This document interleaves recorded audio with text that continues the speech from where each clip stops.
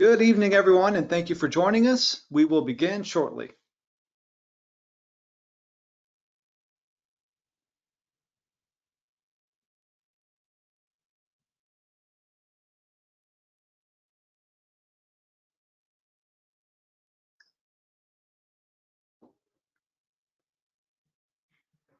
Good evening, everyone, and welcome. Thank you for joining us. My name is Will Crosswell, and I am the Chief Retail Officer for Arden Credit Union. We have had several virtual workshops, and sometimes technology is not the easiest to use, so please be patient with us. We know we have a lot going on in our lives right now, and know that Arden is here for you, whether that's helping buy some new wheels or getting you into a new home. Keep us in mind.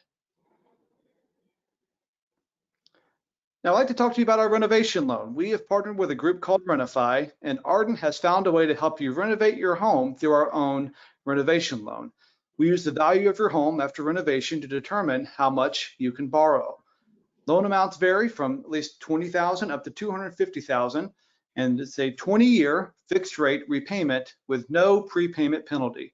And you're able to borrow up to 95% of the after renovation value. So if you'd like some more information, please visit our website at ardencu.org. Now, if you need to ask a question during the workshop, please click the Questions tab and type in your question. The photo to the left is the screen of an iPad, and the photo to the right is the screen of a desktop.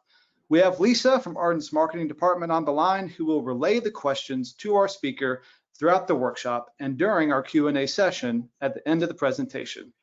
Please know that this workshop is being recorded and will be posted on Arden's website within the next few days.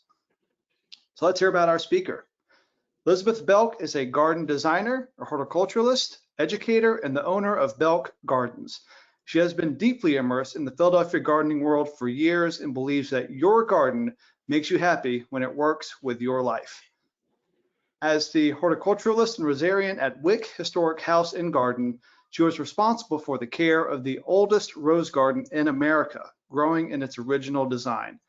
She is the graduate of the Arboretum School of the Barnes Foundation and holds an MA in teaching from Columbia University. And we at Arden think you'll be very fond of our presenter tonight. So Elizabeth, take it away. Hi, welcome. I'm really glad that everyone could come today. So the topic is, which everyone probably knows, is container gardening, grow like a pro. And so let me just see if I can get my slides to advance. Hold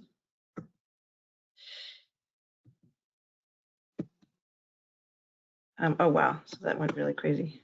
Sorry, one second, guys.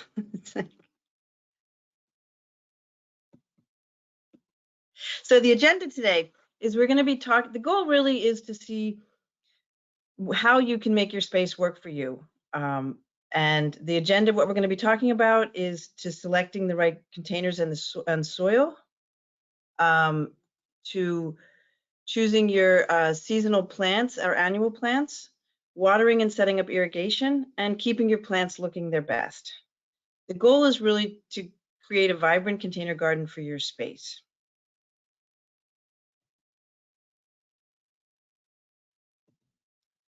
So the first thing we're talking about is containers.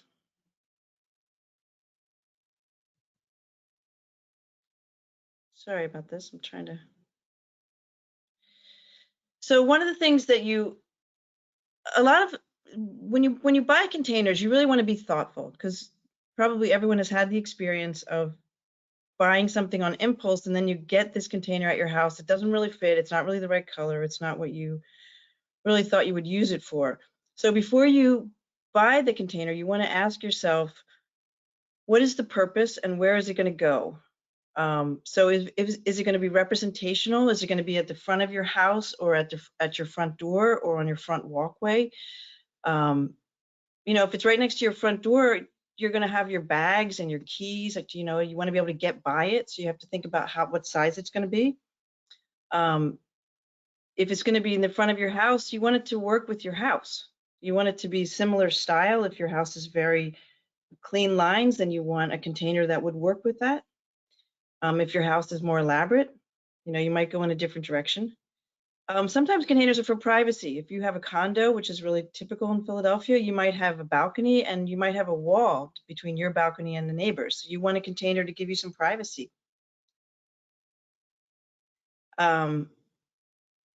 So the other thing is maybe your container wants to hide something. Maybe you want to hide trash cans or pipes or, something of this nature. It can be that you just want to green the space, that you feel like your deck or your courtyard or your balcony is just really stark and you want it to be softer and greener. And it can be you just want to do it. It's fun. And it can be a whole combination of these things. The other thing you want to ask yourself is it going to be permanent or movable? Because that's really a factor. So if it's going to hide like your gas meter, but you might actually need to access your gas meter at some point, or you might need to access your Bilko doors that go to your basement, then you need to think about that. Like, am I going to be able to move this? Is it going to be too heavy? And sometimes people, you want to think about irrigation and drainage. Like, where is the water going to go? Is it going to go on your deck? Is it going to go? How are you going to manage the water and the irrigation? And lastly, maybe sometimes people get a container because they have a really amazing plant that's too big and they need to resize it. So you want to make sure your container is really going to be good for 5 or 6 years with a tree, maybe even 10 years. So you want to have it be the right size.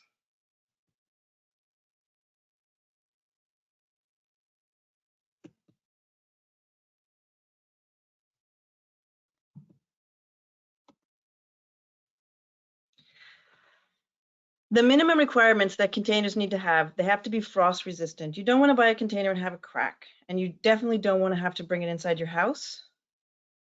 You also want to have drainage holes. If you don't have drainage holes in your containers, the plants will rot. It will fill up with water. It will be stinky. It's not going to work. A good to have is UV resistance. If you buy a black container and it's supposed to match the black trim on your railings or on your house, you don't want it to fade. You want to make sure that it's going to be resistant and stay black. And lightweight. So lightweight is a whole range. I consider lightweight to be anything between 30 and 180 pounds. Like a very substantial container could be heavier, and you want to have it be a container that 2 or maybe 3 people can move together. If you need to move it, you can get some friends or there's a way to move it.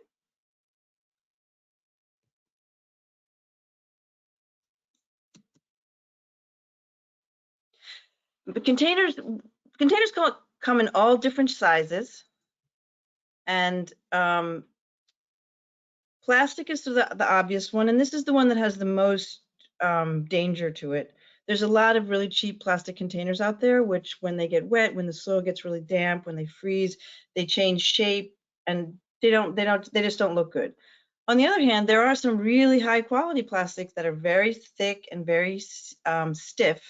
You really want it to not be too flexible, because once the container is filled with soil and the soil is wet, it's going to really push the sides of the container.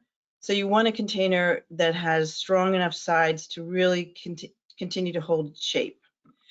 Fiberglass and fiberstone are the most typical that are out there, really sort of the next level of containers. I work with these a lot. Fiberstone is very interesting because it really does look like stone, but it's actually a combination of fiberglass and crushed stone. Ceramic is really a wonderful way to add color, and you really need to make sure that it's going to be weather resistant. You don't want to buy it and have the glaze chip off in the winter. You don't want the container to crack in the winter. You don't want to have to bring it inside because it has drainage holes, so it's going to ruin your floor. So you really want to be able to keep it outside, so you want to get a good quality.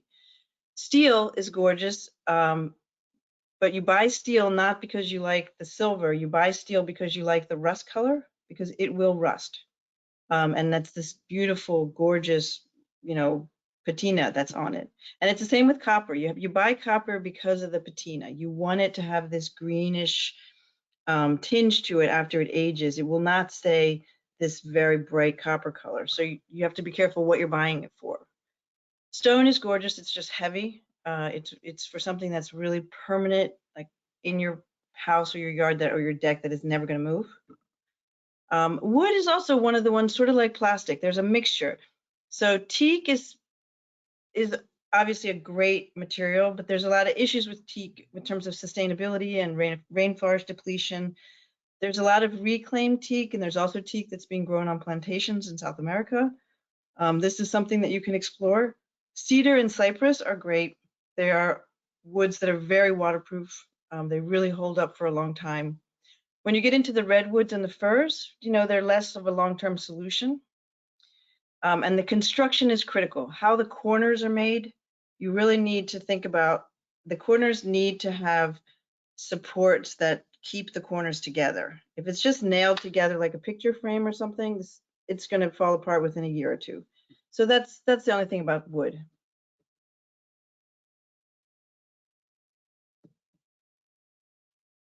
The next thing is the soil. First question is how much soil? That's always a question that people ask. How much soil do I need? And the other thing is that people maybe sometimes don't realize you have to pay for dirt. And sometimes that can be a sticker shock if you get a very big container. It's usually sold by the cubic foot, and containers are usually measured by the cubic inch. So you need to convert them. It's not hard. There's an actual formula, length times width times height, and then you divide it. But you can also go online. You can get like a potting soil calculator. There's a lot of sites, and it'll put in the exact measurements if you have a round container or a rectangle, and it'll calculate exactly how many cubic feet. It'll convert it from cubic inches to cubic feet. The other thing is you really need good soil. So in your yard or in the out in a more organic natural environment, the plants really benefit from natural processes of leaves and decomposition and things that really constantly are feeding the soil. But in a container, that doesn't happen. So you really need to buy good soil. And these are some of the soils that I recommend.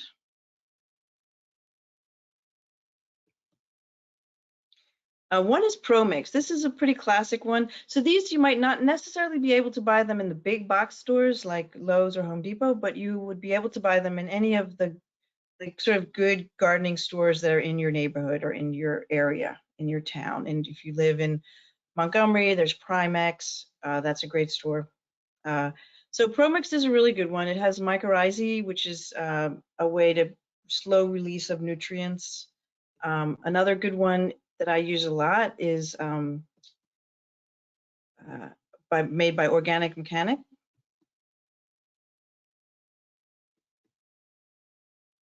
And I use the container blend. This is also something that you can buy in a good, all these can you buy in a good gardening store.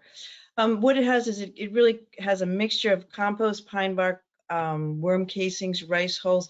So the other thing about container gardening is that the soil can get very heavy, which is hard for the roots. So these container blends or these blends of soil that are specific for container growing, they are a little bit lighter. They often have some kind of pine bark or some kind of material that keeps the soil just not as compact.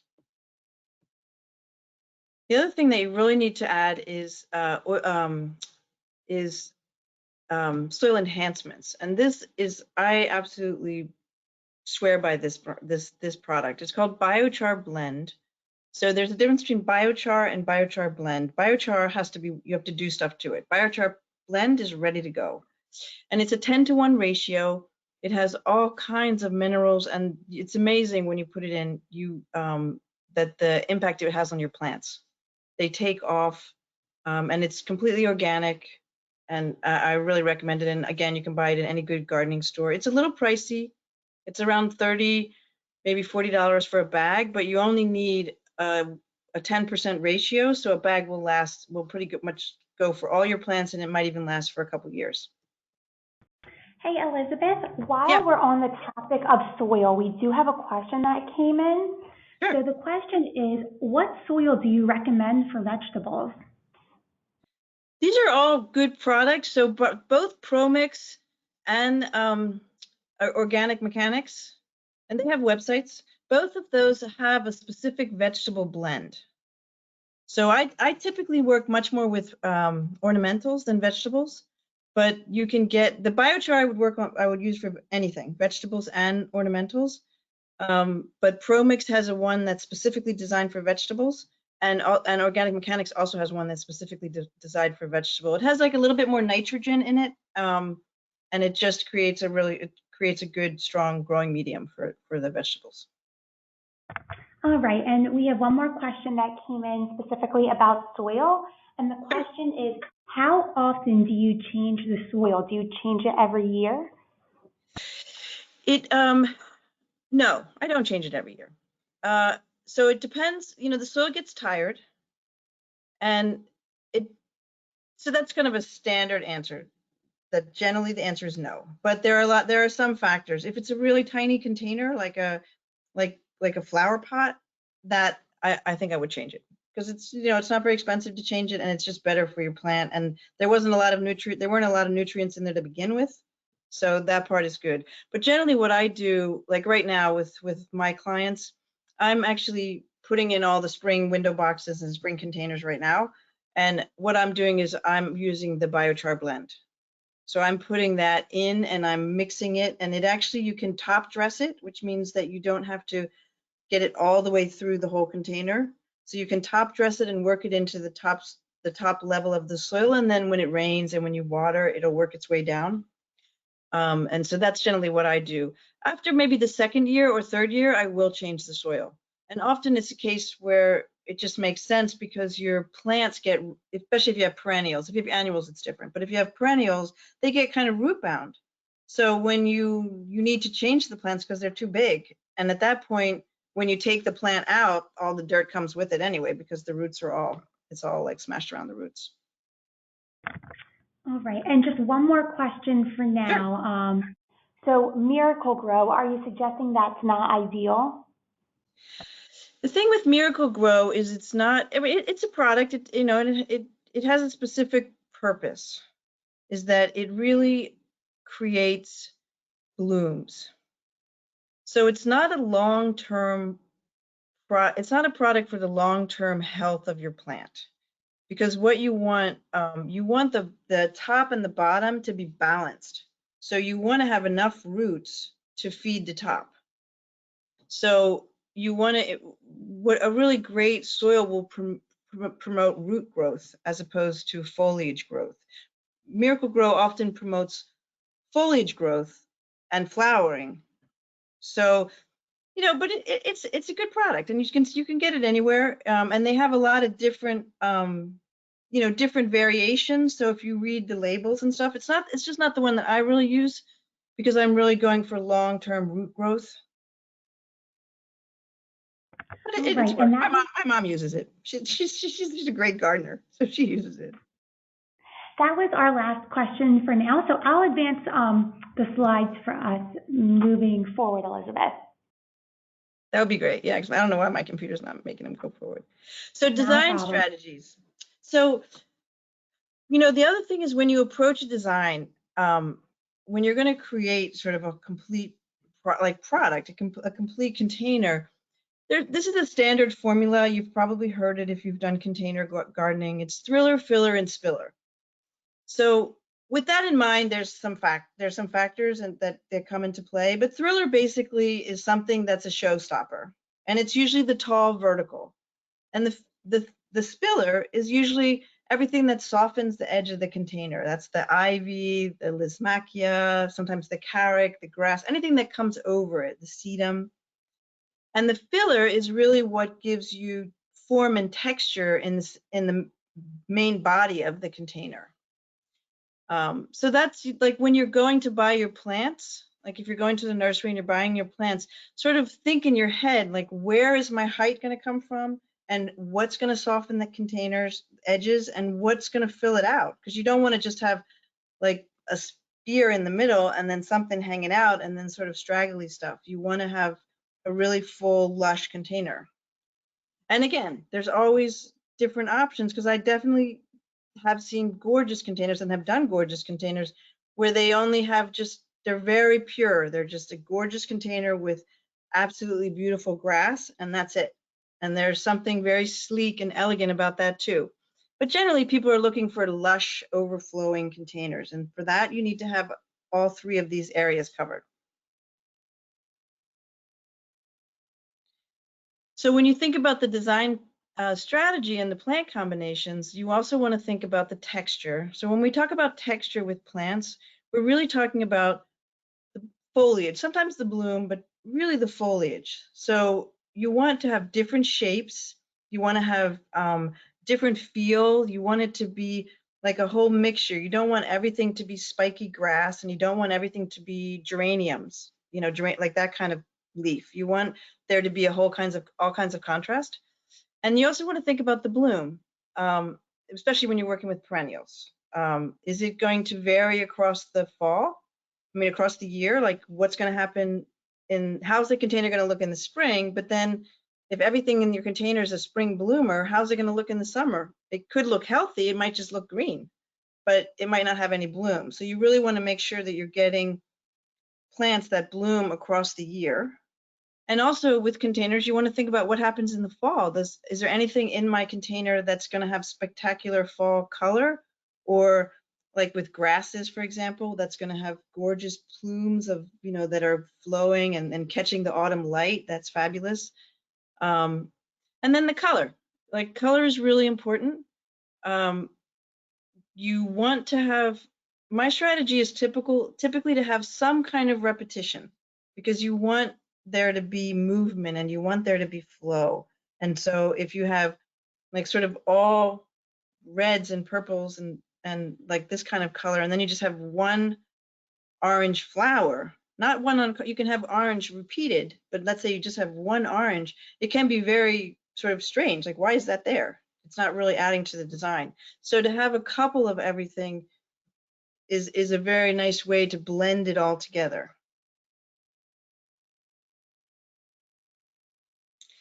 And when you think about containers, I'm going to go through this one quick because it's, you know, it's just about a way of thinking about color and things that can work. So analogous color schemes can be, all of these can be incredibly impactful. So analogous is when you choose colors that are on one side of the color wheel. So it can be like an orange yellow, an orange, and a red orange. And so that combination is gorgeous. It can be all the blues and purples, you know, everything from that side. A complementary is when you do colors that are exactly opposite the color wheel. These you have to be a little bit careful with. Usually a good strategy is to have one dominant color, like choose that your container is really going to be blue, but you're going to have some orange accents.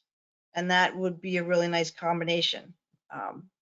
Or to have orange with just some blue, like lobelia coming over the edges. A split complementary is one that's specifically effective because it's much subtler, and it's easier to do with plants because you don't often get exactly the opposite of colors. So this is when you take, for example, purple, and then instead of just doing yellow, which would be the complement, you take the shades on either side. So you get like a chartreuse, which is, you know, some really gorgeous hostas can be chartreuse. And then on the other side, you get sort of a yellow orange, which can be like coreopsis, which is a beautiful sort of warm orange yellow. The triadic one is when you actually choose the three colors from exactly, like create any triangle on the color wheel. And generally this also is like usually a dominant color and then some secondary colors that are supporting it. So usually the dominant color is often the same thing as your thriller. So you might have lavender, or you might have Russian sage, which is a beautiful purple. And that would be your dominant color. And then around it, you would be accenting it. The tetradic one is really for those color lovers out there. And for me, these are rather when you have an even balance. I have one long window box I do on Locust Street that has, often in the summer, it's just all colors, and the colors are evenly balanced, but it works through. It's quite a few annuals in there, and so it blooms all summer, and it's just a very balanced, incredibly vibrant, colorful way to approach it. And the last one is when you have a monochromatic. And this with silver is particularly effective because you can see exactly what I'm talking about, because it shows you all these plants are some shade of silver. So that in itself is a wow factor. One of the most famous gardens in the world is the White Gardens in Sissinghurst in England.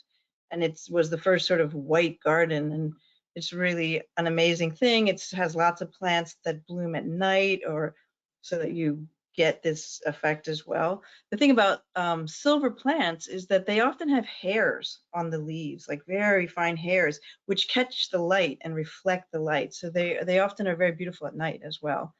And then this photograph actually shows a great illustration of texture. So this is a planter. It's by actually a California designer. It's a planter that is really showing a whole assortment of texture.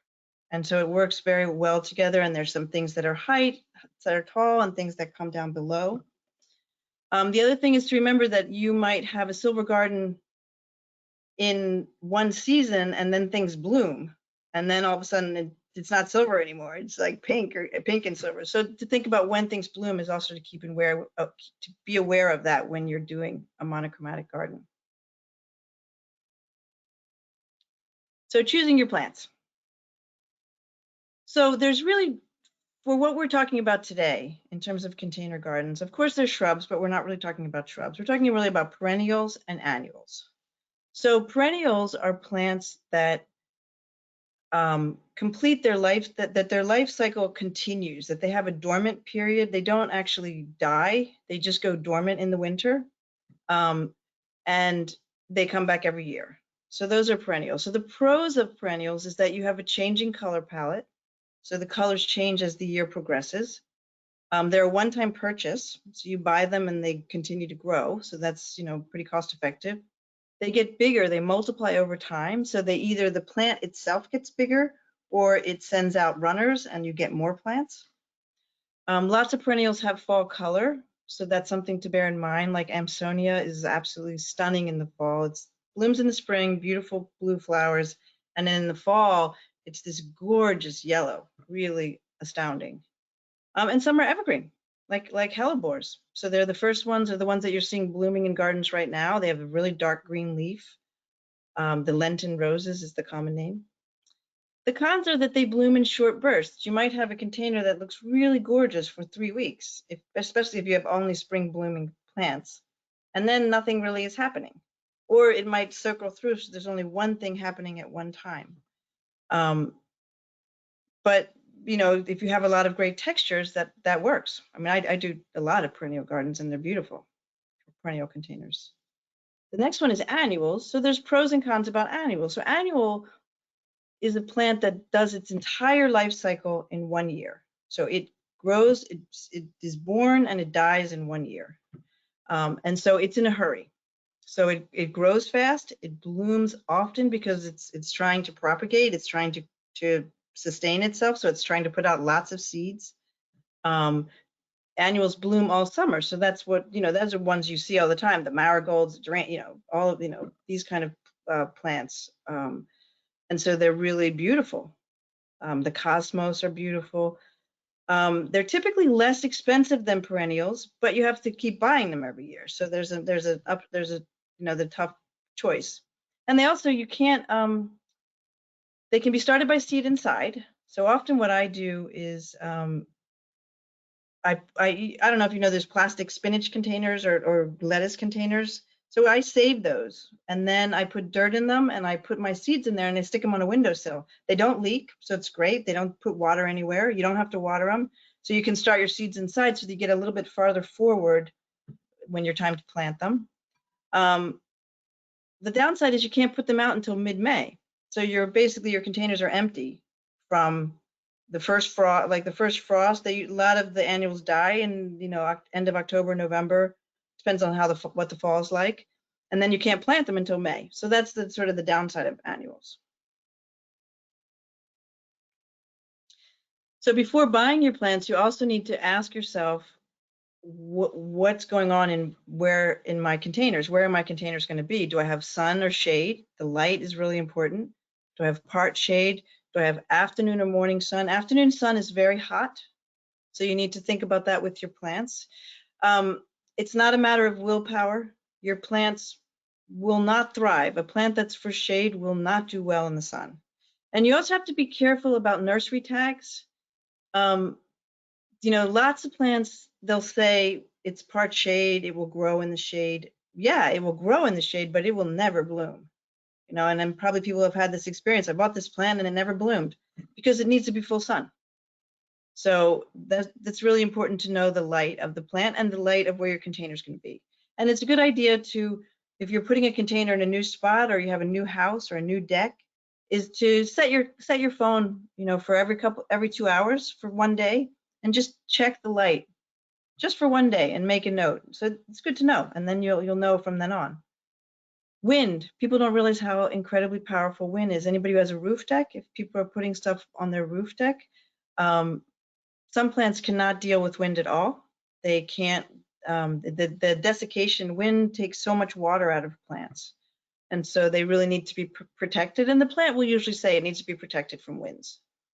Water needs, if you're going to put plants on containers on your roof, you need to have plants that are drought resistant, because roof decks, even with irrigation, when I'm running irrigation on a roof deck in the summer, I'm turning that irrigation on twice a day, because the plants are drying out, because there's so much wind and the sun, not to mention the sun, but the wind itself. The growth rate. So if you're going to put a container by your front door and you're going to put in a plant that's going to grow really fast, is it going to be annoying? Is it going to be, always in your way? Do you want to, or if it's something that, you're trying to block something or create privacy and you're putting in a plant that's going to grow 1 inch a year, it's not really going to help you much. So you either need to buy a bigger size or rethink how you want to do it. One of the things to be aware of with grasses is you have to cut them back in the spring. So when you put grasses as a privacy between balconies, you have to be aware that you might not have to do it every year, but your beautiful 4-foot grass is going to be 12 inches from February till May. So you have to sort of think about that too. The other thing is, how does it grow? Does it grow up or out? So if you want it to be in a narrow space, you need to get a plant that's going to grow vertically and not grow out, because it's going to not grow in the space. And the opposite. Does it need pruning or tying up? Or are you going to have to do stuff to it? Which is not a negative, but you just sort of have to think about that and whether you feel like doing that. Does it need deadheading? Lots of perennials will rebloom if you deadhead them. And also annuals. The more that you deadhead your annuals and the more that you circle through cutting them back, the more lush and full they will be. You can see people's petunias by August and September when they're so leggy and all the blossoms are hanging sort of halfway down the container. Those should have been cut back. And so if you're regularly cutting 2 like each week, you have 6 petunias and you cut 2 each week, then you'll have some that are constantly blooming, and each time they'll grow, they'll get fuller. Does it need storing in the winter? So things that are really gorgeous in containers are canna lilies, beautiful. They're real gorgeous vertical. Dahlias are fabulous. And caladiums, if you have a shade garden or a shade container, they come in so many colors. But you have to dig them up in the winter, or you have to buy them again. And they're not that cheap. So it's better to sort of think about that. If you want to dig them up, especially in a container, it's not that hard. And then you just throw them in some perlite and you stick them in your basement. You can even throw them in a brown paper bag, just don't put them in plastic. The other thing is to think about characteristics. Does it have berries or thorns? If it's something that has berries and you have like a deck, is it going to be that people are smushing them and then tracking them into your house? Something to think about. Is it child safe? Is it pet safe? Some plants are poisonous. And it usually will say on the tag, but it's good to Google stuff. And there's a lot of sites that you can Google, poisonous plants. And so that's something that's, worth. And the other thing is to have a little bit of common, sort of awareness when you look at these sites. When they list poisonous plants, sometimes you'll be shocked at the list. And then if you read a little bit closer, a lot of the plants that are listed, it says this plant will be poisonous, but you have to eat, 7 pounds.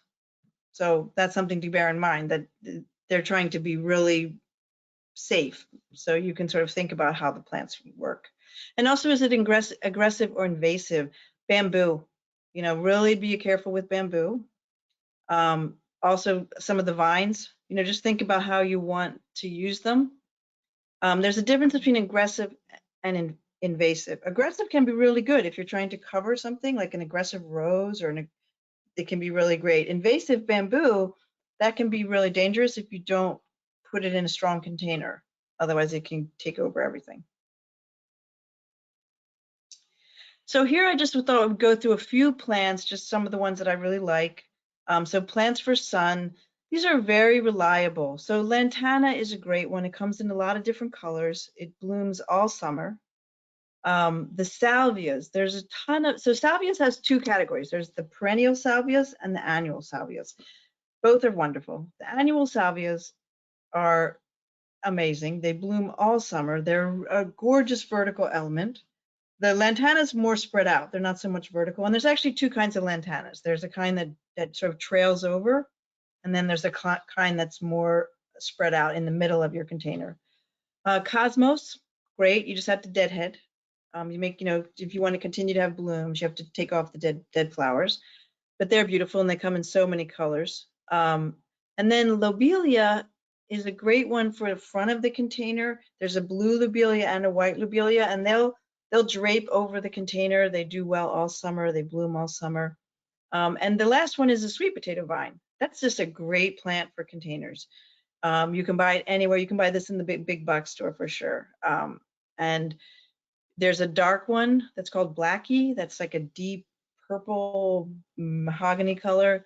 There's some that are variegated, and they just do really well. And you can, the thing with these is you want to keep them proportionate to your container. Sometimes they get out of control and someone has a container and the whole front of their stoop is covered in this sweet potato vine.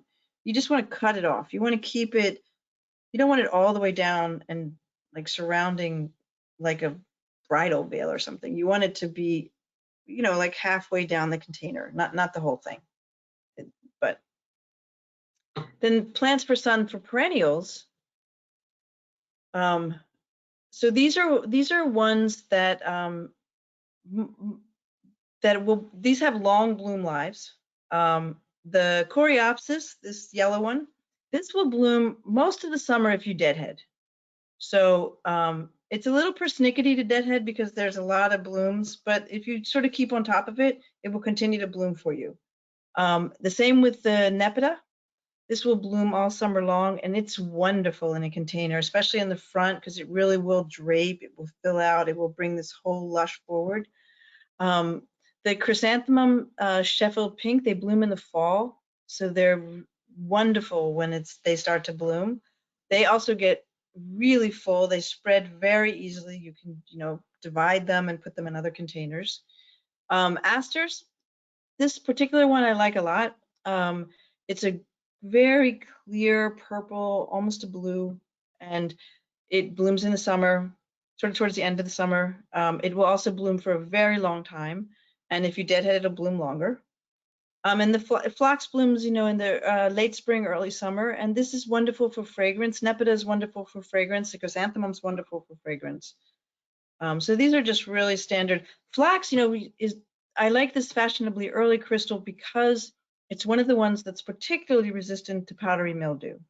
You want to have phlox in an area that gets good circulation because it tends to get, powdery mildew is like this sort of white powder that gets on the leaves of certain plants, and it's really when it's too wet, when they're not getting enough air circulation. But phlox is very, very prone to it, and some people, because it's so fragrant, they just put up with it. But they're constantly trying to develop new cultivars that are actually resistant, and this is one that's really nice. The foliage stays nice all summer. So plants for shade, I love shade gardens because the plants for shade, they have so many textures. So when you're doing plants for shade is usually dark. So you do want to have plants that have some brightness to them so that it's not just too dark in the shade. So either the leaves are variegated, or they're chartreuse, or the flowers are something that's going to be really eye-popping, so you're going to be able to see it. So astilbe, there are so many kinds of astilbe, every color you could possibly imagine. They're a great plant for the shade. They bloom in the spring, but they keep nice foliage for most of the summer. Anemones bloom in the fall. This one I particularly like. It's called Henri Joubert, but there's also lots of pinks. It's basically pink and white. But the pinks, they have a whole series that's from, I guess, the Disney princesses. So there's like Pocahontas, and there's Jasmine, and each one is a different kind of beautiful pink. Some are double, some are really fuchsia raspberry, some are very pale. In the shade, often you can have plants, and in some too, that don't bloom, that you just love the foliage. So Asarum is a great one. This is a kind of ginger. It's evergreen. It has this lovely green with actually silver rather than white. It's gorgeous in containers. It's gorgeous in the front of the container.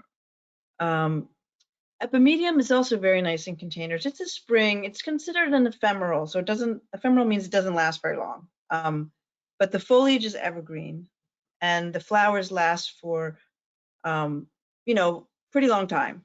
So like maybe 3 weeks, and then you have foliage and it gets fall color. And Hellebores are fabulous. They bloom in January, February, March, and then they're evergreen and they get bigger every year. And there's many, many colors.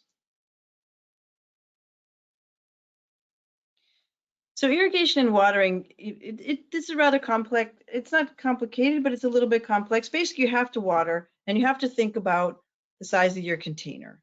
So when you think about your container, that's how much water it takes to fill it. So when if you have a container that's big, 14 inches or something, and you're just watering for a minute, you're probably not getting any water down to the root.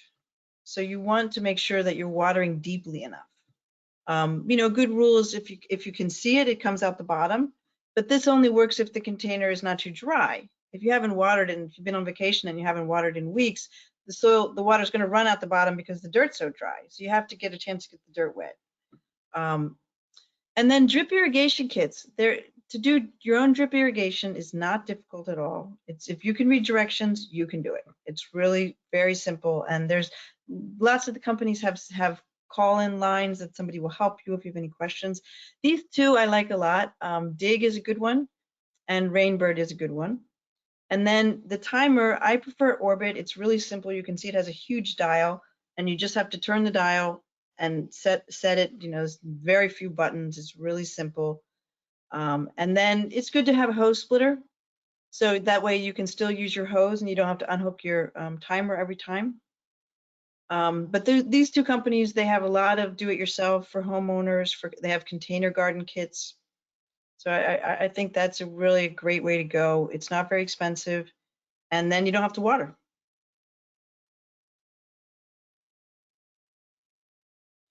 So one of the things is the right tools. It's important to understand the difference between pruners, between bypass pruners. So I use Felco's. So this is a great company. This is a lifetime purchase. It's a little expensive. They can be between $60 and $100 for a pair. But you only buy one. Every single piece down to the smallest screw is replaceable. I lost one of my bolts on mine, and it was 79 cents, and they sent it to me, and you can replace every single part. You can take it apart, you can sharpen it. It's truly a great tool. I tend to use either the number 2 or the number 8 because they fit my hand. There's bigger ones and there's a couple of smaller ones, but that's a great tool. But you don't have to go high end. If you there's just typically, if you go to the next slide, there's a difference between what you don't want to do is get anvil pruners. So an anvil pruner is the kind that the blade doesn't pass. Like, you want your blades to pass, like scissors. You want your blades to be like scissors, where they come next to each other. An anvil blade really works like a cutting board, so that you have a flat surface and the blade comes down on the surface. And what that does is it crushes the plant as it cuts it. So it's damaging it, and it's damaging its ability to get water and food. So the next slide shows you really what a bypass pruner. You can see it's almost like a guillotine, or a pair of scissors. And what this does is it gets a very clean cut, and so it reduces the damage. You want to, every time you're cutting or deadheading or anything, you want to have as little damage to the plant the part that you're saving as possible. So any kind of bypass pruner you can use. Just, it doesn't have to be a high-end one. There's lots of good ones out there. The other thing that I absolutely swear by is a soil knife. The only one that I've really used has been by this A.M. Leonard, which is a great gardening site. They have, good prices and every single possible thing you could ever imagine.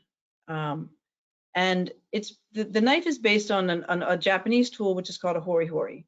And it's quite sharp. When you first get it, you have to be careful. Both the serrated edge and the smooth edge are very sharp. And it's the most amazing thing for weeding. You can cut with it, you can dig up with it, if you're trying to get plants that are root bound out of containers, it's great. So I definitely use a soil knife. The other things that I use are scissors. Like when you're doing stuff like coreopsis, deadheading, a good pair of sharp scissors, and they have to touch well. You want them to be able to really snip.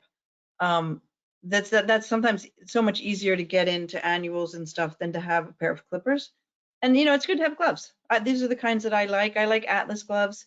I wear the gray ones in the winter, and I wear the green ones in the summer. And I throw them in the washing machine all the time.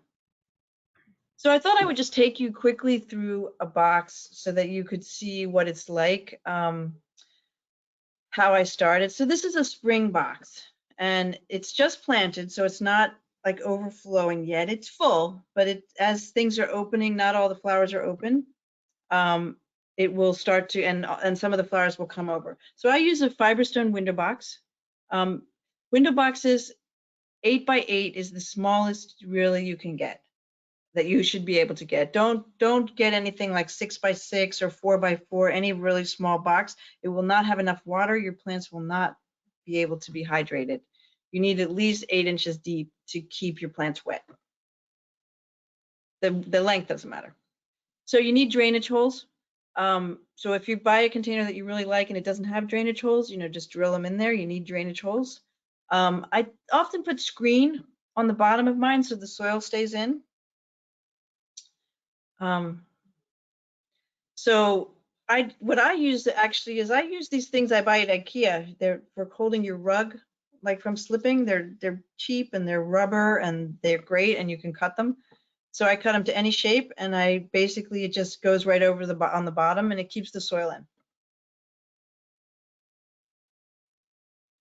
So one of the things to be aware of when you, especially if you have a white deck or white stairs or anything of that nature, sometimes this really nice organic soil, and sometimes any soil, when you water it, it doesn't drain clear, and you don't want staining. So what I have found is that if you put biochar, like a thin layer on the bottom of your container before you put your soil in, so it doesn't really do much for the nutrient factor, but it actually filters because of the charcoal. It filters out so the water drains clear. So it's a way to keep your water clear so that your deck and stuff doesn't get stained. So then I put the biochar in, then I put the soil in. And then for the plants, I actually put more biochar on top. That's what I'm actually going to mix. I fill the soil to about 3 inches from the bottom because you're going to have 3 inches from the top because you're going to have plants in there. So that's going to take up space. And when I put the biochar in on the top, I mix it in before I put the plants in. So this box contains daffodils and Euphorbia bonfire. Euphorbia is a tremendous plant. It's evergreen. It grows in any light, shade, sun, anything. It comes in, there's a beautiful yellow one, and then this gorgeous bonfire, which new growth is red, and the old growth is kind of the silvery green, like dark silvery green, and has really bright yellow flowers actually in the spring. The other ones are hellebores. So these hellebores, if you grow hellebores, you might see that after the winter, some of the leaves get ratty, and basically you very carefully cut the tired leaves away from snow or whatever, but you don't want to cut the flowers because they're hidden underneath. So you want to really look where you're cutting. And then once you cut the leaves, the flowers are really showcased, and the new leaves will come, but there's no point in keeping the ratty leaves. And then the one on the right is called Tiarella, which is foam flower. And this blooms in the spring. It has these really beautiful flowers that come very much, they come above the plant, really pretty, lovely pink tips, and they open to white. Heuchera is an absolute mainstay of containers, of gardens in general. Heuchera is called coral bells, is the common name. This is fire chief and plum pudding. That's what I'm using in this container. Heuchera has maybe 100 colors. It goes from chartreuse, like shocking chartreuse yellow, all the way to one called obsidian, which is almost black. And every single color in the middle. There's a green one called autumn that blooms in the fall, surprisingly, that has really tall white plumes. It's evergreen. It can take any conditions. It's a workhorse. It always looks good. A chorus is a nice vertical element. It's a grass. It's evergreen. It can kind of create a framework in the back of a container. And Lamian is a wonderful plant for shade containers. It does very well in shade. And it's nice because it has this white center. It blooms a lot, mostly all the summer it blooms. And it trails. So it really gets very full and trails down the container. And then when I do containers, I often do cut plants in them for like ornamentation. So right in the spring, I use curly willow. So it doesn't have any roots, but because you stick it in the soil and it's wet, it stays for a long time. Pussy willow is beautiful in the spring. And willows in general are really tough. Sometimes they're sort of like forsythia. Sometimes you can just stick them in the ground and they will root anyway. But we're not trying to get them to root. We're just putting them in there because they add a nice architectural element. So the first thing when you get plants, sorry, choking. Often they're root bound, and you want to be able to break all the roots off.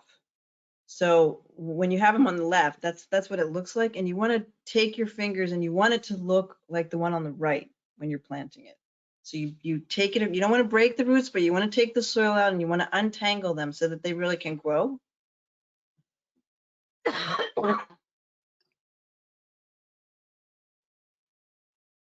Often in the spring, if you haven't planted bulbs and you want to put them in containers, you can buy pots of bulbs. You don't have to keep them in this tight pot. You can basically take them out of the pot and you can separate them. You can, gently pull them apart so that you can use them in your container without actually having to put this whole clump in there. And you can do that with any bulbs. You can divide stuff up. And you can also divide plants. Like in dividing grass is really easy. So I had a pot of a chorus, but I really wanted it to be divided more into my container, and I'm willing for it to wait for it to grow.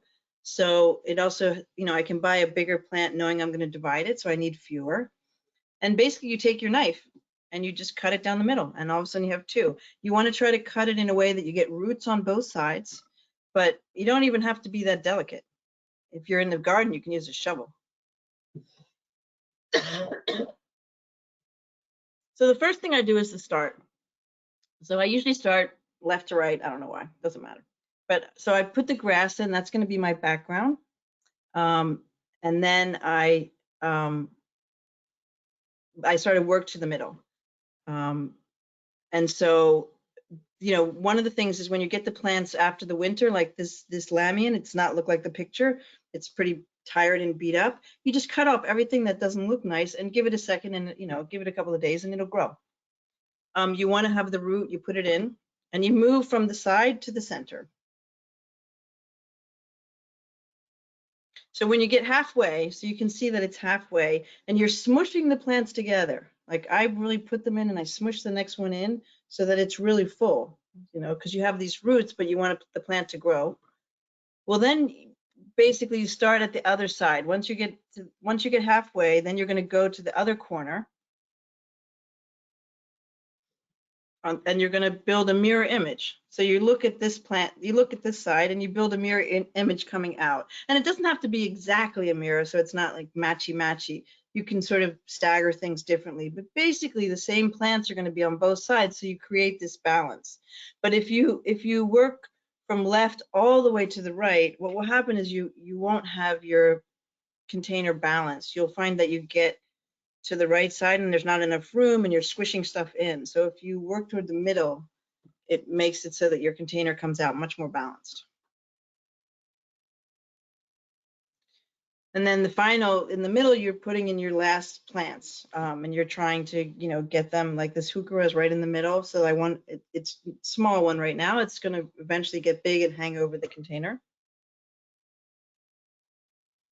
And you can see all the colors. Like when I choose a container at the gardening store, I'm really looking at all these colors that will blend and pick up the colors from each other. So there's lots of pinks and dark pinks and light pinks and yellowish pinks, and so that there's a lot of, even the edge on the hellebore on the right has a slight pink edge, so that they pick up the colors so that the colors move all through the container.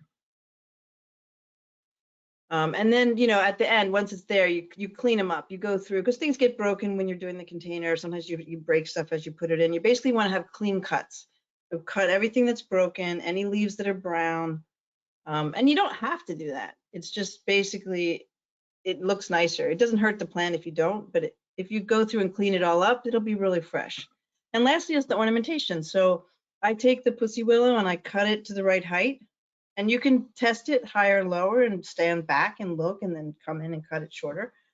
And I put it into the container to create sort of a structural aspect of it, which you can see in the final, when you look at the final container. So the pussy willow, you can pick it up. It has this silvery aspect to it, and it's very spring-like. And then the willow gives this nice height to the container to, to balance out the daffodils, which are a little bit higher than everything else. All right, Elizabeth, we do have about 2 minutes left, but we do have some questions that came in. So our first question that came in is, can you use compost soil for your container gardens? Yes, but you need to, you just need to make sure it's not too heavy. And also, if you're gonna, it has to be, aged enough. Like it can't be fresh, like you can't have like eggshells and stuff. Like it has to be composted, like really composted. But yeah, it's great soil. All right, and do you have any suggestions for keeping animals or other pests away? There are, it depends on like what kind of pests. I mean, if you're talking about like dogs, like people, and I'm a dog lover, but still, but people's dogs in your in your container, your garden, there's not a lot you can do. You can do red pepper, and I usually tell people I'm putting red pepper down here, so I'm just letting you know. But you also, in terms of like squirrels and things, often if you use plants that they don't like alliums, for example, scallions, anything in the onion family, there's certain scents. You can, when you're doing bulbs, for example, in the fall, I really don't plant a lot of tulips, as much as I'm sad about that, because you can't keep the squirrels away from them. There is one way to do it if you're willing to do it. You can put if you're planting tulip bulbs, for example, you can put them in cages and bury the cages, and the tulips will come up nicely. But that's it's a lot of work. That is one way to do it. But in terms of the containers, it really depends. Like to keep squirrels out of them, the basic thing is to have plants that have, and you can go online and see. I mean, there's certain plants that squirrels don't like. But I also use a lot of red pepper. I use a lot of hot pepper seed. I buy big containers of it. It doesn't hurt the animals. It's not poison.